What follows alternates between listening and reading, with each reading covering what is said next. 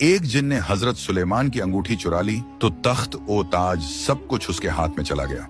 हजरत सुलेमान अलैहिस्सलाम के पास एक अंगूठी थी जिस पर इस्म आजम लिखा था। जब आप इस्तिंजा के लिए जाते तो वह अंगूठी खादिमा को दे देते।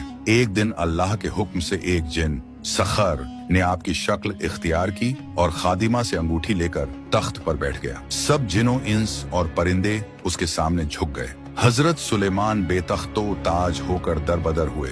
भूख की शिद्दत से मजदूरी की, मछली पकड़ने वालों के साथ काम किया और एक माहीगीर ने अपनी बेटी का निकाह आपसे कर दिया। उधर सखर जिन 40 दिन तक तख्त पर बैठा रहा मगर तौरात की तिलावत सुनकर घबरा गया और अंगूठी समंदर की गहराइयों में फेंक दी जिसे एक मछली ने निगल लिया। 40 दिन बाद मजदूरी के तौर पर मिली वही मछली हजरत सुलेमान ने अपनी बीवी को दी। जब उसने उसका पेट चाक किया तो अंदर से वही अंगूठी निकल आई। सुलेमान ने पहनी तो परिंदे साया करने लगे। जिनों इंस खिदमत में हाजिर हुए और बादशाहत वापस आ गई।